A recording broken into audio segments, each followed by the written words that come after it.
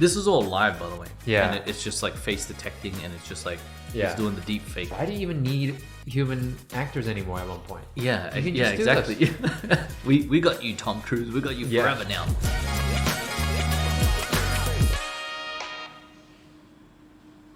Welcome to another episode of the Decogged podcast. Today we're going to go through a few topics like NFT NYC and some AI stuff. But let's talk about NFT NYC first. Yeah. This happened in June 30th. I mean, June 20th. Yeah. That was pretty much last week, a couple of weeks ago. I feel like it was pretty felt a lot recent. longer. It does But yeah. feel a lot longer. Yeah. We're on a different timeline Yeah. than most people. Yeah. But I remember at the beginning, even the beginning of the year when we started off, when we first started talking about NFTs and doing NFTs, people were already like sort of prepping for this event.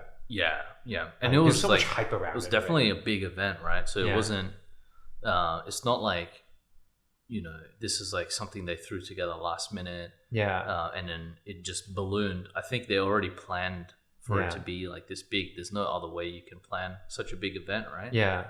If anything, they were planning it to be even, because think about all the hype during that Christmas time, January time, when it was really starting to explode, right? Yeah, before like all markets died. Yeah, before like Yeah. So everybody was getting super, super hyped about it. I remember. And even I was thinking like, oh, maybe we should go to NFT NYC. Yeah. Maybe it's something we can't miss.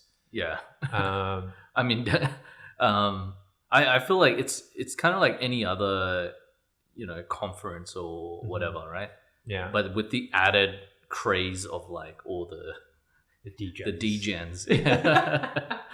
Yeah. Those people. Yeah, those mofos. I shouldn't say anything. I'm probably deep down a degen myself, so yeah. That's fair. But yeah, I think there was a lot of hype around it, and right before is when the market sort of crashed. But even then, like from the looks of it, it seems like a lot of people still went to the conference. It seems like a lot of people had a lot of fun. Yeah. There seems to be a lot of, even just looking at there seems like a lot of guest speakers. Yeah. And stuff like that. So I know we saw that Gary Vee was there giving talks, and a lot of, just different people. So I think it was pretty cool that, that it is so big. Yeah, for sure. And I think a lot of people were going just to like hang out with other people that they've met online, like through NFTs. Yeah. And then you have like these two kind of like groups of people, which is kind of weird. Like two groups that would never really hang out. You have like all these techie, nerdy dev people who are like interested in the technology, and then you have all these like business entrepreneurial people who are like, how do I make money off of this, or how do I get in on this early and build like a company around this or whatever. And then you've got all these like gambling crazy and you got like these TikTok kids who are like blew up from selling, flipping NFTs and stuff. So it's like such a weird mash of different people. And then you have artists like photographers, artists, musicians, people who are just trying to use the technology to like, get their art out into the world and, try to make a living off making art. Yeah. So it's like, wow, how do you put all these people together? I don't know. Yeah. I don't envy the people who set up the event, because there's no way you can satisfy all like what everybody likes, right? Because they seem like such a different demographic altogether. I can imagine like just being in like having a conversation with all these different characters, and I'd be like, I think I wouldn't know what to say. I wouldn't. How do you even find like commonality in? At least they got them together into one space, and then maybe they can create something, which is good. I mean, which is the whole point of this, right? Like of NFTs, it's to build this community. So I mean, it must have been a massive event, because like it was like 3 days, 4 days. I think it was like 4 days. Yeah. There's like talks every single day with like different panel of people, like different speakers, like about art, about the technology, about like business side. There's a lot of different like branding, Yeah, like marketplace, like how to make marketplaces, founders. So there's obviously, and then there's like art stuff. art stuff So and developer stuff. Yeah. yeah, fashion, even like investing. There's like it's Music. it's like, yeah, it's like imagine when the internet first began Yeah. and somebody had to throw like a conference. It's like, let's throw a conference for the internet. Yeah. It's like, what the hell do Yeah. you even put in that conference? It's like everything, you know? Yeah, because it'll affect everything, right? Yeah, it's so all encompassing. Exactly. So I can imagine this would have been like such a disjointed but like crazy kind of Yeah. event. Well, I guess you just pick and choose which talks you want to go to, But I guess that's what the internet was as well. It's just one thread that just like connects everything together. yeah, and it sort of just exploded from there. Right? Yeah. Like, people were just like, oh, I can like, there's like e-commerce, and then there's like, oh, Yeah. now we can communicate via email and all this Yeah. kind of crazy stuff. And I guess Yeah. it changed the world in like a crazy way, right? Like, Yeah. like a fundamental way, fundamentally change everything. And I feel like there's the same thing with NFT. That's why it's such a, like, there's so many broad topics that you can go into, like Yeah. sports. Like, who would have thought NFTs can like affect sports? But then, I guess there's Top there's, Shot yeah, and stuff there's- like that, Yeah, there's yeah. Top Shots, and then it's a way for athletes to make money now. And Exactly. then it's also, yeah. So I think it's just like one of those things that will fundamentally change like The whole society. space. Yeah, yeah, exactly. yeah. It was just like we don't even know what it's going to, like, how the effects are going to come. So it definitely spans like through all industries, which is great. We briefly talked about this off camera. So the whole point of NFTs is the creating a community and being inclusive, right? That's one of the Web3 one of kind the of Web3 ethos. Yeah. Yeah. But what's funny was that you mentioned, if you wanted to bring a friend into a party, for example, I hold let's say I hold BC, right? I want to bring a friend to a party, but he doesn't have a BC, so he can't come in. Or maybe you can have a +1. But how about like if you had another friend, right? Yeah. Then they won't be able to join you. So that sort of automatically, it feels very exclusive in that way. Yeah. Right? That was one of the big criticisms, like not from like us, obviously, because we weren't there, but like just from people tweeting about it online. Like they were saying one of the biggest criticisms for this whole NFT NYC thing, because it wasn't just the conference. So all these different NFT projects, like the ones you think of when you think like, how is this art like making like millions of dollars, right? So all these projects that came out and sold these kind of 10K PFP collections, they throw these huge parties, right? So you basically had like 50 different projects like throwing like NFT parties for all their community. And if you're part of that community, you can come to the party.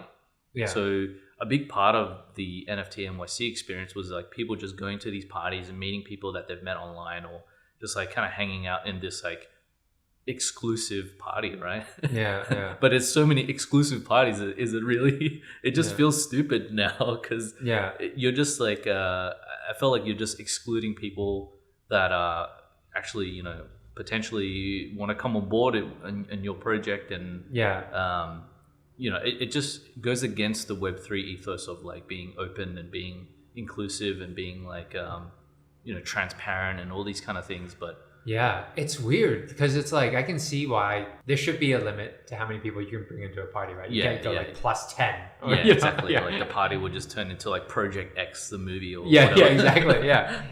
So I understand that, and you do want some exclusivity, or else what's the purpose of people buying in anyway, right? If you don't have any sort of like you don't have any perks, so it makes the holder, there's no perks for them if anybody can join.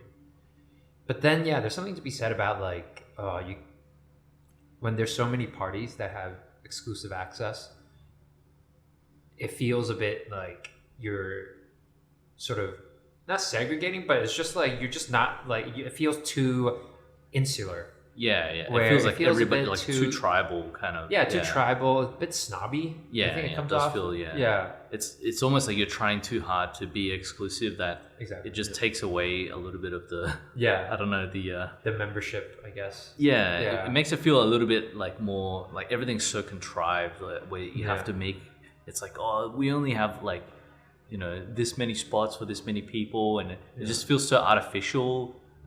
Whereas like if you're throwing an actual party, maybe there's something to be said where it's just like, yeah, like everyone can come. Maybe, you know, obviously you have like a limit to, maybe you'll prefer like the people who actually have, like, you guarantee that people who are in your project can attend. Yeah. But if there's like, I guess, more people who want to come, you just bring as many as you can fit, and then Yeah, you know, yeah. that's it, right? What they should have done is, like in a club, you have a guest list line. Yeah, You know. exactly. And then, you know, you have the... That's a very good way to put yeah. it. Yeah, so you have the guest list line.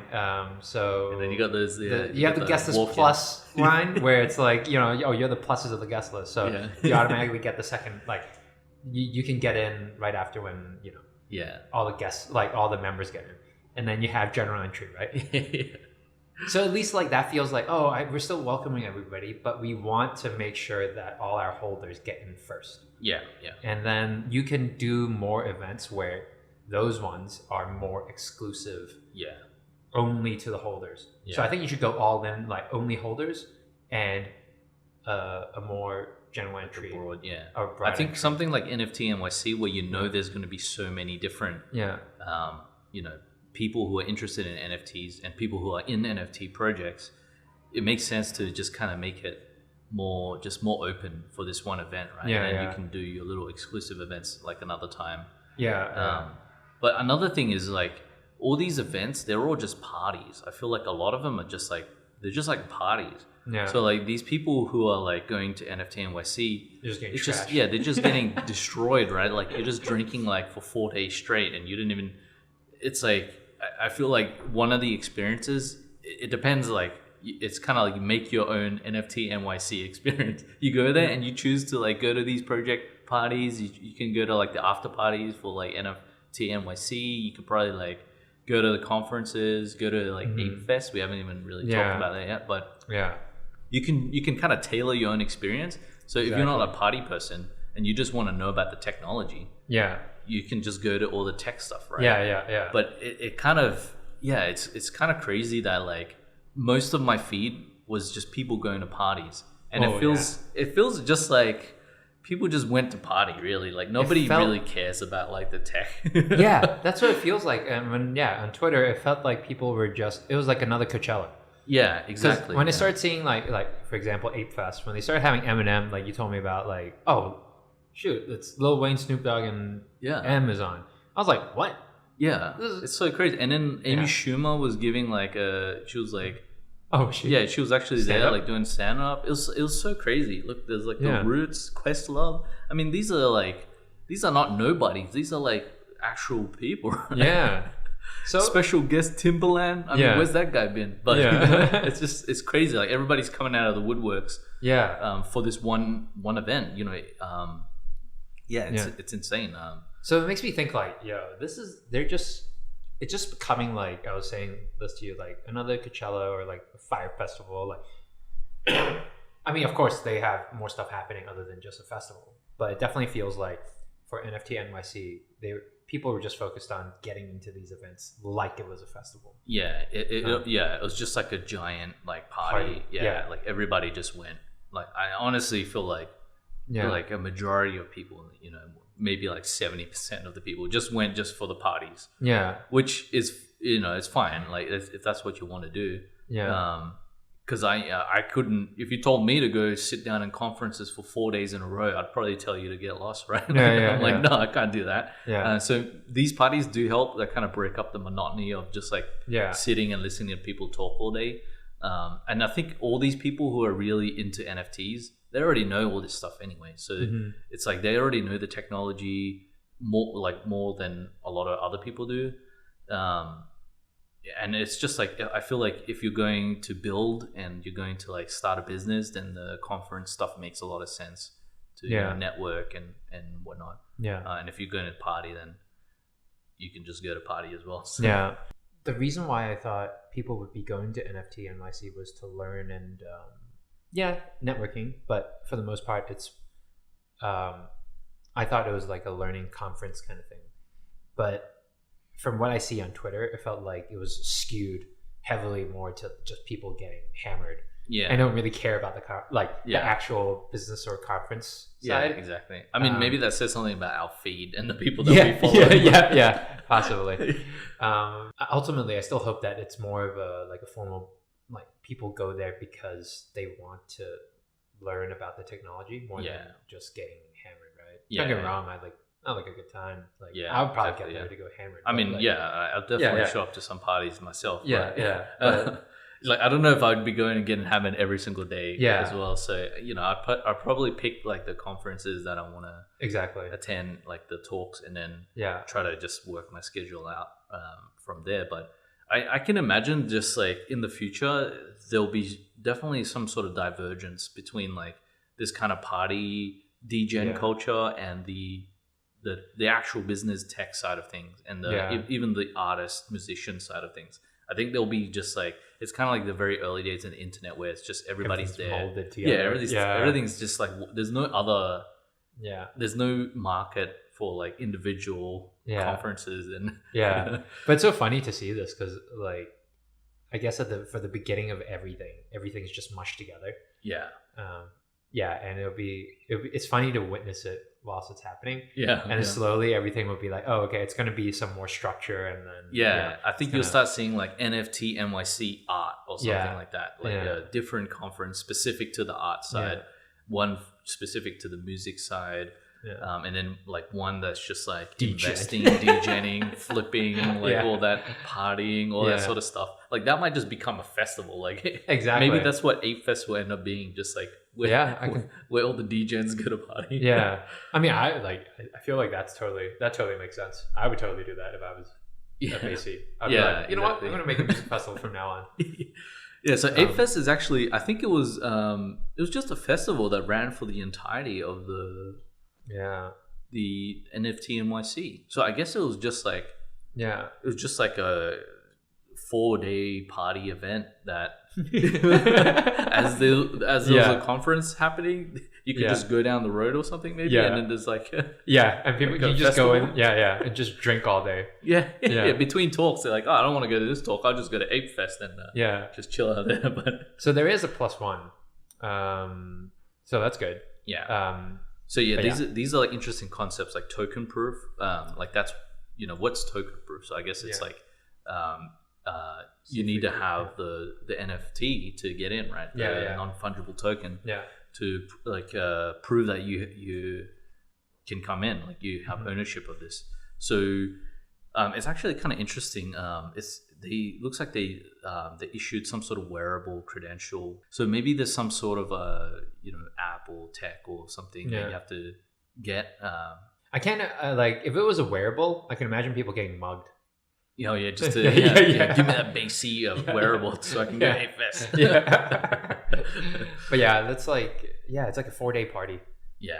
So I don't know, like, I mean, it would be, I saw some of the photos for this and it's crazy, like how grand it seemed. There's this big, I think it was a blow up thing of the main character, right? It was just like next to Peter, and I was like, holy, like they spent a lot of money on this. It was pretty crazy. Like some of the photos, like everybody was running ads in Times Square. So every single project that I know, there was like an ad for like these projects here on this billboard. And so I imagine during those 4 days, if you just walk down Times Square and you look around, you would have seen nothing but NFT stuff like all over the billboards. It would have been that would insane. Be cool. That, like, I saw the Dead Fellas one and I was like, oh, that looks so nice on the billboard.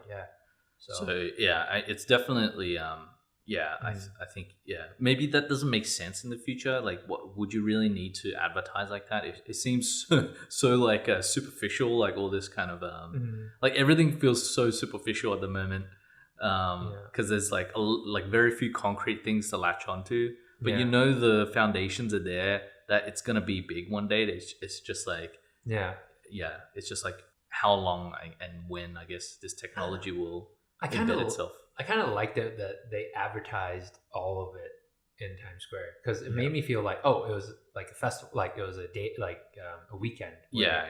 I guess there's no mistaking that. You're just consumed by it. It's almost like, it feels like Watch Dogs in a way, where it's like, it's just advertised. And if I'm going there specifically for NFT NYC, I would be like, oh, that's so cool that the whole city's like, it'll make you feel like the whole city. You would have felt like really hyped for it, and like, I guess it was a big moment too. Like maybe this was a really big moment, in the grand scheme of the whole idea of NFTs, where maybe it wasn't like, it's finally hit that mainstream now, where it's like undeniably mainstream now, where maybe this was like the pinnacle, where it's like everything was kind of building up to this event, and then now it's just kind of like exploded. And everybody, like Eminem showed up, and Snoop Dogg, and then they're like performing for like these NFT people. I mean, that's crazy. Like, they're in it too. I think M has like a base. I think so. But that to me is insane, that like these like legendary artists would show up and actually perform at this event. So I mean, I guess that goes to show like how mainstream it's become. Crazy. They did get them not in their primes though, so just saying.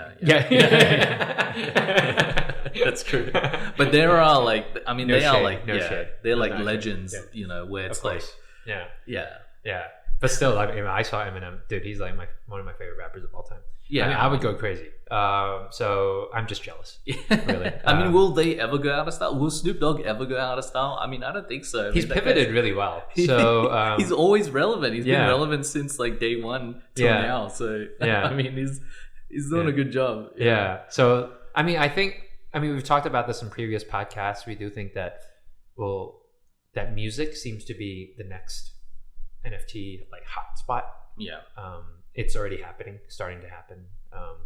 And I mean, it makes sense to have these music festivals to sort of promote that music side as well of NFTs. That's true. I mean, I don't think anyone's figured it out yet as well. So there's a lot of like trial and error at the moment, where I think some things are just going to fail. Like people are going to try some business model built around NFTs, and it'll just like fall flat on its face, and everybody's going to look at that and be like, oh, let's not do that. Like, we got to figure out some other thing. But if I was a musician, I was like, what is there to lose? To be honest, like, it's like either give my royalties to like Spotify, or like to some like studio, to some publishing like studio. I forgot what it's called. Or I can try doing it on my own. And release an NFT. And if it flops, well, maybe I won't make that much. But at least like someone's not taking my money. Exactly. So let us know what you guys think, and what else do you guys heard about NFT NYC, because it's it seems like a crazy time. So I mean, there's going to be an NFT London, so I guess if you're in the UK, you can you can see what it's like. You're in person. In person. I feel like in London there's going to be crazier drinking. I mean, it's already like that by default. Exactly, that's what I'm saying. So the next topic that we're going to talk about is AI. It's crazy AI. More AI. It's never-ending barrage of AI, guys. We were saying how like we can't keep up with the technology anymore. It feels like, especially this half a year, like this beginning half of the year, it feels like so many things have come out, and it's constant too. So we're going to take a look at this thing that Billy has found. So I mean, this just popped up in my feed, and I thought it was incredible. Actually, it's funny, when I first watched it, it had like 1,000 something views, and now it's got 200,000. So it's just blown up. But I mean, look at that. That's crazy. So this guy, I mean, I assume it's a guy, Ralph, right? Ralph Virtual, unless there's some lady out there called Ralph. So this guy basically used metahumans as the base to do deepfake on top of. So there's no person at all involved in this. You know, usually with deepfakes, you have someone there talking and emoting and doing that sort of stuff. But now you don't even need that. You just have metahumans do that for you, and you get Tom Cruise. Look at that. So crazy. It's metahumans is like this Unreal sort of plugin, like third-party Yeah, it's like plugin. I don't think it's third party. I think it's native. Is it native? Yeah, Oh, okay. it's actually a native Yeah. add-on to To Unreal. Yeah, it's But just they call them like it's Yeah. like its own add-on or whatever. But yeah, Yeah. So basically, you can. It's a bunch of, I guess, 3D models of like 3D characters. yeah, it's and like then a you can 3D customize the character face. generator Yeah. almost. Kind of like in a game, like in a RPG or Yeah. MMO, when you create your own character, Yeah. you can adjust like how they look. You can even import, I think, a scan of your face, and it'll, it can make a 3D Like model rig out it of for it. you. Yeah. So, which I mean, that's pretty impressive. I've already seen people that I know, like modelers, Mm-hmm. using it to just rig their faces to emote their own characters. Oh wow, yeah, So they didn't even like have to rig it. It's just like auto rigged for them, I guess. yeah, Which is crazy. I mean, Yeah. here we go. Like some emoting. So this is kind of where things start to fall apart, right? Yeah, when yeah. when the because I think natively MetaHuman's animation isn't like perfect. There's still like some jankiness to it. yeah, So I think maybe the AI is struggling. But yeah, it's crazy how the lighting condition. This is all live, by the way. yeah. That's So crazy. he's using a live. Yeah. It's almost like a live filter. Yeah. And it's just like face detecting, and it's just like Yeah. he's doing the deep fake like in on real top time. of the Yeah. Why do you even need human actors anymore at one point? Yeah, You can yeah, just do exactly. we got you, Tom Cruise. We got you Yeah. forever now.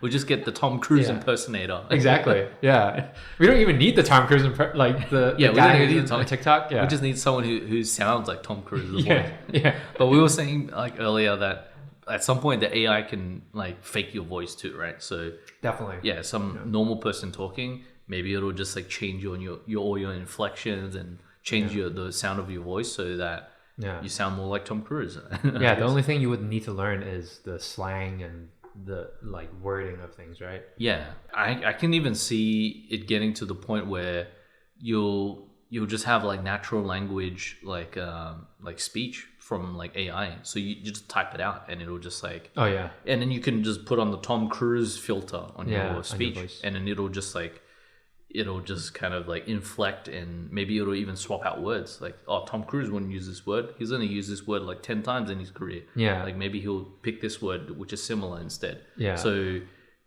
I can see like you'll get to a point where you wouldn't even need to learn the speech. You wouldn't even need to know how Tom Cruise speaks. Yeah. You just say stuff and then it'll just correct it for you, and Man. you get that audio. That's So- scary because that's definitely. I feel like if they can do this, they can definitely do the audio thing. Yeah, which is scary because like Yeah. what is real at that point? Like somebody can just release some deep fake video where it's just like the president of the United States declaring war on like, some hopeless country or whatever. Yeah. And it is completely fake, but you couldn't tell it's indistinguishable from real life. So Yeah. I think it'll get to a point like this is an interesting thing too, where it'll get to a point where I think the people's trust will start to fall less and less. Like people won't trust as naturally. You'll get to a point where you have to actually use trustless systems like blockchain, for example, like or an NFT or something like that. That would start to change the way that we interact. So maybe if like the president of the United States releases like a press conference thing or whatever, and they do some sort of like speech or whatever, like that would get signed on the blockchain using his special like key or whatever, like PGP key or whatever, to verify that was legitimately said, and anything that he says would have to be signed. And if it's not signed, then you automatically distrust it. So, I mean, this is kind of a little bit off topic, but it kind of ties back to the whole NFT thing. concept and blockchain concept, where we start to like, because all these kind of other crazy techs coming out, we'll have to find ways to combat it. But I mean, dude, this really makes me think of Mission Impossible. You know how they used to like they wear the mask and they put the tape on the throat so it changes their voice. Yeah. I'm like, yo, we're there. We're actually there now. Yeah. So crazy. Yeah. But I mean, this is an interesting thing for artists because imagine what it enables you. Like maybe you can finally like you maybe as an artist you can finally make that feature film, without actually having like 2,000 people. So it really, I think it boils all these things down to like the essence. It's like what makes a good movie now, because you're spending so much less time on all the the quality control things and all these things that you normally would take so long, but now you just have all this time, and it's just like, well, we should just focus on the characters, focus on the story, and make a better movie, right? So yeah, I mean, I think now is the best time for anybody to make a movie, because you have all the tools there. It's almost everything's like automated.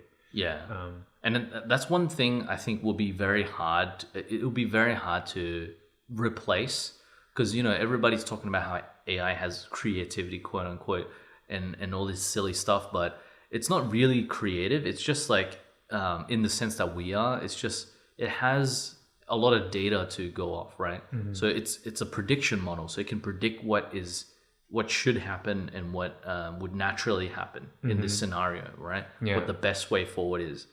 But it's like, how do you predict the movie? You can't, right? You can probably train the AI on like all the historic films, but that doesn't necessarily mean you're going to get a good film at the end. You'll probably get a version of a good film, but it'll be so reminiscent of something that you've already seen, because it's been trained on all the films that it's So maybe somewhere like very far down the line, when AI models are so much more advanced that it's pulling from so many different sources, like it's pulling from nature, it's pulling from like all these like human stories, and maybe then it can like create like interesting films, interesting like artwork and stuff new, like that. like new films. New quote unquote. Ideas. It's just like it's remixing it in a way that like we would remix it, or even better. But it's just, I think that's so much further away, because it relies on like it's almost like general intelligence, right? That's one of the hardest things, because we're pulling from so many different data points as people.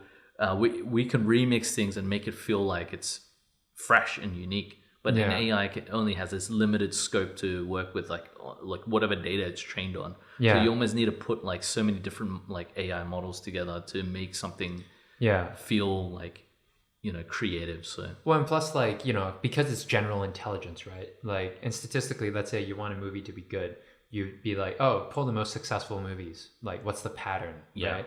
They're not going to pull something that's like so unique, like from someone's perspective, that's like a sliver of the overall data points, right? So it's hard for them to, I guess, create that unique story right now. Whilst I mean, you can probably make like a very formulaic movie. Like, I Disney. think I think Disney's perfect. That's like, exactly. They should totally use AI. Every single Disney movie from here on out, AI writers only. Exactly. It's like, where should we put the song? Right here. Exactly. So, I mean, and you could probably train the AI on like interesting data points as well. Like as I guess kind of like assisted learning, I suppose. I don't know the technical AI terms for it, but you can almost like feed the data based on audience reaction. So you could probably like screen it to a bunch of different audiences and get like audience feedback, and based on like areas where, or you can even get more advanced, like during the theater when you have the screenings for like your initial audience to get the reaction as you're testing the movie. You can just like you can use like facial detection to see emotional like response. I mean, that's what people are getting bored. That's what we do already in feature film, in terms of not having facial recognition, but we all watch the people watching the movie. So in the Lego movies, they had like the screenings, and then like this is the biggest telltale sign, where if kids start fidgeting, this part's boring or too dry. Oh, I didn't know that. That's very interesting. When they're like, that's when you're like, it's engaging. So exactly. Quiet. Except we don't need like people to do that, right? Like, that's something you can totally train an AI on. And it's just linking those data points together. It's like, oh, this part's boring, so let's reshuffle this part to some other formulaic thing that we've been trained on in the past, like maybe this other action sequence, and then retest that movie. So you're just using AI to help you kind of facilitate the creative process, but I think if you're gonna make like a Christopher Nolan film, you can't train. There's no data that you can train an AI on to make those kind of films, right? Yeah, because it's so. Yeah, it's so. Yeah, it's so non-formulaic. mind-bending. Yeah. It's so like out Yeah. there, right? Whereas, I mean, he's not even the craziest like kind of Yeah. director. Like, I'm sure there's even crazier people out there. But yeah, you just can't train AIs to do this yet. But I think that's kind of where we as creatives have to step in. Like that's where we can provide the most value. Is like we start to think about like, instead of spending all my time doing this crap, I'm gonna spend my time like refining the story, thinking about like the purpose and the meaning behind like why even make the film. You know, sometimes people just making films just to make money, right? And if that's what you want to do, that's fine. But like I think as a creative, you don't want to just make stuff just to make money. You know what I mean? Because that's kind of like it's so pointless, right? So I think deep down we all want to make something good. And, then it's like you're asking these questions like, what makes this good? Why make it to begin with? What am I trying to say? Like all these big questions. Like there's a point to it. You're not just... Like that's my biggest thing. It's sometimes I feel like movies now is just... people just making movies for the sake of making movies. Well, right? there's no point or message. And that's and sometimes you don't need it. Yeah. But there's a fine line between like making something that... like you still want to convey a certain thing. Like for example, John Wick does not have a message. Yeah. But it's very clear in what it is. Yeah. It's just the message is to just enjoy the action, right? Like the purpose of its existence is just for you to choreography. Yeah. It's just to enjoy. It's just consume this. Right? Exactly. At a very high standard. Somewhat, right? And I mean that's fine. Like that, we need stuff like that too. Exactly. Like, But I think there's a lot of things that are like that in between where it's not that, and it's trying to have a poignant message, but it doesn't. Yeah. And I think that's where because if you just AI, spend more time refining that, maybe you would have got to that poignant message instead of like focusing on like the visual effects or whatever. Exactly. And I feel like this, I guess AI, because of AI, now it's going to probably shorten a lot of those processes, right? Where you have to figure out the look and figure out like, what the characters look like and whatnot. You save a lot of time doing that. And now you can really focus on just the story. And my fear is like, my biggest fear, and I know this is going to happen already, is rather than people spending more time on the story and the things that matter, they're just going to condense the production timeline. Yeah. So instead of taking 2 years to make a movie, it's just going to take 6 months. Yeah, it's going to take 6 months now from like pre-production to the end. Because like production, we can just power through that. Post-production, like who needs that? We got AI to do half of the stuff now. Yeah. So it's going to be a bit sad because maybe there will be a reckoning where there's just so much stuff. There's so much content and things that come down and everything's just garbage that people are just gonna not watch anything unless it's been like unless it's indie. Unless it's indie, or unless there's like a trusted director or creative behind it. So I guess that's kind of it'll come back to the core of things again. Like it'll come back to like the essence of the movie. So what's about, why you made it to begin with. And I think that's gonna be the last thing that, like the last bastion for AI, once that's done, like who knows? Maybe we'll just be like a consumption culture. Like we already are. But like maybe the creativity portion would just completely be like lost forever. I definitely agree. I can totally see that because producers get incentivized to keep costs low, finish the movie in a short amount of time. So that's their mission. And now that there's all these things, as if like a producer won't try to push that, right?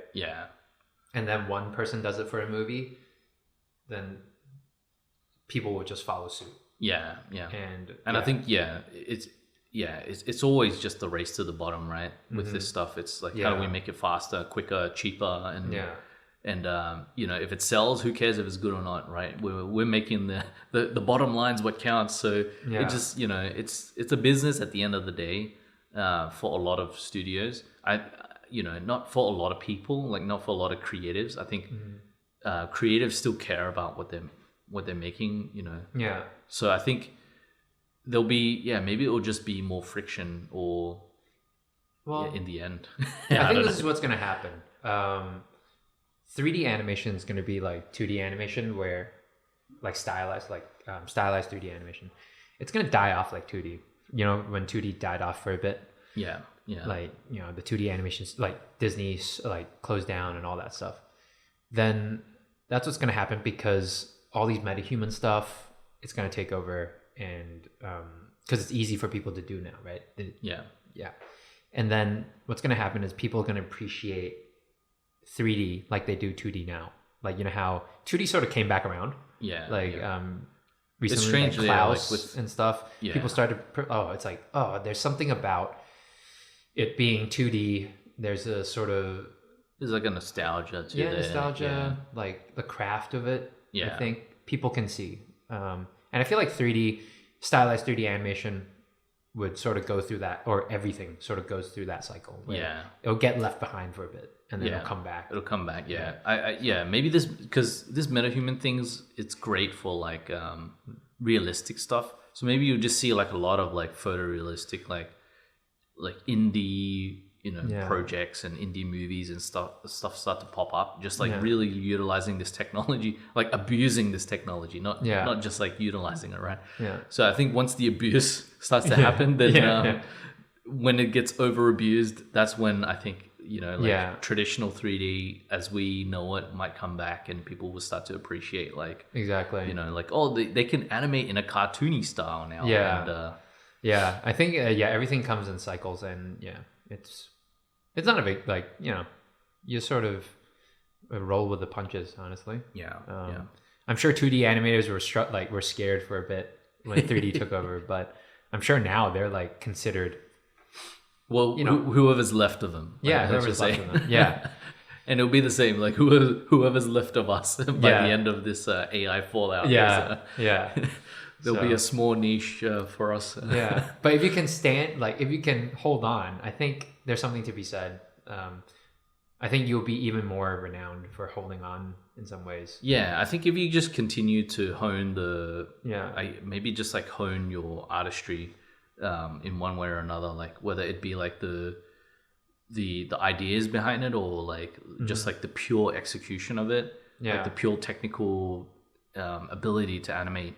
I think either way you'll come out on top, because it's kind of like stop motion as well, Exactly. There's so few stop motion animators. It's like a lost art now. So those who are left are like almost, the rare breed. They've been honing their craft for so many years, and it's like such a rare breed, and it'd be so cool to see. Like there's like a level of appreciation I think people will always have for like things that people have made by hand. So that would never change, right? It's just like the market goes like smaller for those people. But very interesting. So this sort of leads us on to something even more still AI. Still AI, and simulation. I think one of the big problems we just saw with that Tom Cruise example was the motion, right? But that's being solved as well. So it's more like a company that just focuses on like muscle and movement, and realistic like movement and deformation. But this Ziva face trainer is using AI as well to get this kind of nice like fleshy feeling. I mean, it's just crazy. Like when I look at that, I'm just blown away, because I'm like, wow, like we're almost there, guys. We're almost there. It's actually really, really good. So we like, even the previous studios that I've been to, Framestore, Sony, they all use Ziva.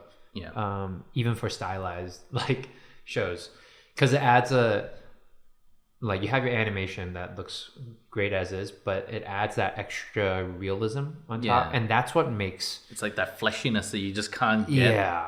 I mean, some people are really good at making fleshiness by hand, but there's still something to it where when you add a little bit of simulation on top, it just gives it that little like oomph, it's sort of like the skin just like sliding over the you can't really get it unless it's like that little move where it's just sliding across the bone of the brow, like brow ridge. It's so exactly. It's so minimal. It's almost like it's retaining the underlying structure, and like you have that Yeah. that fleshy skin over muscle and Yeah. bone feeling. You just can't get that normally, right? With just Yeah. blend shapes, and Exactly. there's something to that. Yeah, and even like lips wise, that's all like, you know, some of the shapes Yeah. like that, the pucker, Yeah, like that, and then coming out of it, that's all really, you know, Yeah, that's what's good. That's what the simulation is good for, right? These yeah. I mean, that's so good. It just creeps me out how well it's Yeah. working. And I think the hardest thing is the motion as well. It's so hard to animate a face, like,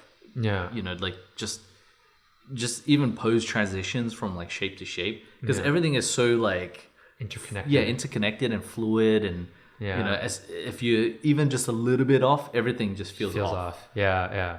And yeah, it's very hard. Like that's always been a hard thing to master in terms of 3D animation, right? To get Yeah. everything to feel fleshy, interconnected, but at the same time different enough where it's not twinning. Yeah, nothing's moving at the same time. Yeah. So that's always been hard to do, and clearly, there's some like samples here. Yeah, and this is great because this is stylized, right? Yeah. So I think it's using the same tech, and it's just like it's training it on your model Yeah. or something. I don't exactly know how this Yeah. is working. I think it's pretty exclusive. I don't think Yeah. you can even get access to this tech yet, unless you're some sort of big studio, probably. But I mean, look at that. Like that's not even the proportions are just so off, right? Yeah, but it looks good. It feels good. Yeah. Wow. I mean, trying to rig this would be a nightmare if you ask Yeah. me. So, yeah. Wow, I that mean, looks it's pretty good insane. from the get. you Yeah. know? So I don't know how it's like how they would you like how would they even the neck, like the fact that the neck is deforming Yeah. as well. Yeah, it's crazy. It's really good. Yeah. It's really that's really exciting, to be honest. Yeah. So maybe in the future you just model your character. You don't even model your character. You just take some photos and Yeah. you know feed the concept art to the AI and generates the model for you, and then Yeah. you just feed that to Ziva or whatever, and you Exactly. just record your face. And that's it. Yeah. Well, I mean, I've found out that, you know, Adobe Character Animator, of course, it's not like 3D, it's still 2D, but what it uses is it captures your movement with Yeah. your webcam, and then it translates it onto Onto your a 2D like on a character. 2D character. Man, that's insane. Obviously, this is not going to be great animation, but look at how it detects his face. I mean, this is great. Like, if how much time would that take just to do manually, right? That'd be an Yeah. insane amount of time to animate this. Yeah. Like, especially like this length, right? If you had to animate a 10-minute thing of you just speaking, Exactly. there's no way I'd want to do that by hand. Exactly. And, you know, of course, this is not the greatest, like, obviously, this is not the greatest, like, quality. But think Yeah. about, like, you know, you're doing something for, Yeah, you know, like children. TV, yeah, kids you know, TV, yeah, educational children. stuff, Yeah. where they don't want to. Infomercials. Yeah.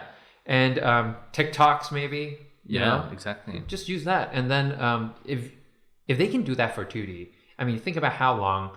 It's not going to take that long for them to figure out how to do it for 3D characters. Yeah. And then on top of that, you layer like Ziva on top of that, your animation that you that you facial captured. Yeah. It's like It's done. done, yeah. And I can see this just going straight from metahumans to Ziva and then Yeah. to Deepfake. So you Yeah. just combine all three technologies. Yeah. And it's just like, hey, you got this actor speaking in Yeah. like, and it's got perfect deformation, and it just looks exactly like it's indistinguishable.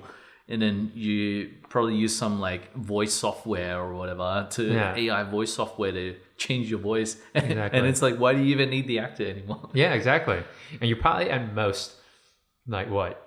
I guess during the learning phases of these AIs, it's what you need an animator to just like fix a few things, Yeah, like tweak like a few tweak things. a few things because Yeah. there might be a pop or something, and that's it. Yeah. And then Yeah, like one person could do this. You Yeah. know, it's not like you need a team of like hundreds of people, yeah, which is just crazy. Because before, just to make a photorealistic human is insane amount of time, right? yeah, And now it's just like you just go to metahumans and you just like generate. Yeah. and then you got it. And then you use that facial capture software to speak, and then it's like, oh, the deformation looks a bit off. I'll just feed it to this Ziva face thing, and then Yeah. you know, you get like nice, like, you know, deforming mesh. yeah, and that's all you and need. You're done. Yeah. I think about like, I'm just thinking if I was an indie movie maker, right? And, you know, obviously I can't get the high end actors or anything, but you can just get 2 actors, one male, one female, essentially. Get them to basically act out all the different scenes of the shot with different characters, apply metahumans to different characters. And, you know, for example, if you have a main character, you give it certain traits, you can even A/B test it to see what traits make him more appealing to be a main character. Yeah. And then, that's true. Yeah. You can just keep generating until you hit, you split test, right? And then like, you know, oh, this main character this look seems to, you know, get the most responses. Yeah. I'm going to apply this filter to this. To this guy to make him as my main character. Yeah. So you just hire exactly. You just hire 2 actors. Yeah. Or 1 actor, even if they're really good. Yeah. And then you have like 40 characters done. You know, which is insane. Like, and the fact you didn't that you need can any animators. Yeah. It's just... And the fact that you can even split test it, because then now you know like who's like, for example, I heard this. I don't know how I came up with this podcast, but it talked about like some of the back then Buffy the Vampire Slayer. Yeah. Apparently there's this guy, I forgot his name, but he has white hair. He's one of the main characters. But he was supposed to get killed off, but because people liked him so much, the producers and everybody, the directors had to keep him on. But think about it, like if I can, you know, I can split test all my characters, and then if I really want people to like my main character, my main hero, I can just you have that for you've got that formula character that you can use forever. It's like you could just make a digital actor which is like as big and as popular as a real actor, just, you know, like kind of building their career, but it's kind of like a digigal actor just going through the same thing, right? Like except the only difference is they don't have to do like auditions, you know? Exactly. Yeah. If people want you, they just use you. So and you can change out, like when you do these screenings, right? You know, when you go to your first screening, usually when you go to your first screening, like maybe at least 50% of the movie has to be done, right? And at that point, you know, you can change your main character's look. You don't have to reshoot anything. You don't have to reanimate anything. Yeah, it's just true. Change the look just on the fly. Like maybe you can just have like a bunch of audiences sitting there and just like voting on what they think looks best. Yeah. And you can just like cycle through like 50 different designs. And they're just like, you just like crowdsource all that, that hard work to figure out like what makes a good character. You just crowdsource that and you just use the tech to facilitate the creation process. Exactly. And then, you know, after when you get this, like, you know, sort of approval from these focus groups, now when you release this movie, it's going to have it's more likely to succeed, right? Yeah. And then it becomes like sort of all just like data. Yeah. You know, everything just becomes data. Yeah. Which is, it's kind of crazy, but that's what everything, like that's the new commodity people are saying, right? Like your data is like, it's valuable because it has like, you know, value to a company or whatever, right? So exactly. I mean, this comes back again to the whole blockchain thing and like Web3. And I think a lot of the Web3 ethos is like exclusivity. It's like inclusivity and openness, but also like privacy protection and trustless, you know, frameworks, so that you don't have to know somebody to trust them. You can trust the technology. Yeah. So you can build like all these interesting systems around like your own privacy. So how much data you wish to give out. You know, if you don't wish to partake in this like data mining stuff, you can opt out, or you can opt in if you want to, and then maybe you get some sort of like a perk. Yeah, like a perk that you get some, like maybe you get paid for it. So maybe every time you offer your data to a new company, you get like some like monetary value back as a you know, as a exchange, right? So I think that'll be a much more interesting like a thing to kind of unravel in the future, where we do own our own data. So I mean, there's all these different concepts, and we're kind of like way off topic here in terms of like the 3D and Ziva stuff, but I can even imagine it'll get to a point where like metaverse and all this stuff is so prominent, right? Where it's like you need these digital avatars. So like this technology could just be used in the same, you know, the same tech for metaverse. It's just like, why have like, you know, a team of artists generate all these characters when you have something like metahumans? Exactly. And when you have like this sort of stuff, So maybe you can just like pick your own like stylized character, and it's already got all the movement and everything just baked into it. Well, it makes me feel like that's the whole point of why these are being released right now. I feel like it is gearing up for metaverse. Because it doesn't make sense for us. I guess it feels like it's a lot of work to get everybody to move into the metaverse, and you have to get artists to rig and all that. You're just stuff. never gonna have enough artists. Yeah, you can never afford enough to make it possible, right? So maybe like in fact like tech artists will have a much bigger role as well. Like if you're technical and you're able to like jump between all these different like programs to do this sort of stuff, maybe there's something to be said about like exploring this stuff now. Exactly. Yeah, I definitely think I don't see this going away, so I think people should just learn it. Yeah. I mean, I don't even know if you can get access to this because it's so powerful. I think well, not the deepfake. I think the metahumans you can. Yeah, metahumans you can, but like the Ziva stuff, I mean, I think this is still closed to public. You have to kind of like join the wait list or whatever. Yeah. But it's like that for a lot of AI stuff at the moment. It's like very like guarded, so everybody's like protecting their little AI. Yeah. You know, we don't want like other people to. Yeah. And I think that exclusivity helps their business model as well, because they can really like charge a lot for the one company or the one person that really wants this tech. Exactly. And plus it gives them an edge, right? Because it makes them produce things faster. Yeah, exactly. Yeah. So you, as a company, you're willing to pay a lot. Yeah. Because it's like, if we pay a lot, then we have like an edge over the competition. And and for the Ziva guys, they win because they can charge a lot. So exactly. I think once they open the gates and like you know like Joe Schmo, he is like making like these crazy rigs out of nowhere. I think that things will change, right? Like that's usually how these business models work out, right? It's like very exclusive and high paying, high charging to begin with. And then like as it gets more and more like popularized and there's more and more competition, it gets cheaper and cheaper and more open. Yeah. So it'll get to a point where like everybody has access and it costs like nothing, you know, for free, you know. At that point. So until then though, I don't think it will like right now I think it's going to be studios first and they're going to use it for a while and then it's going to be mass public. Because there's going to be one guy then who's your going to open TikToks source and it. stuff are going to like 3D face like characters and filters, like unlimited filters for TikTok. We should start a Kickstarter campaign for us to get Ziva. Exactly. Guys, support us. We need the Ziva thing. We're trying to beat the competition. Cool. But that's a pretty full packed on like podcast about NFTs and AI.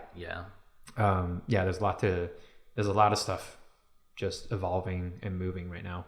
So let us know what you think about Ziva, about the deepfake stuff. Deepfakes it always scares me now.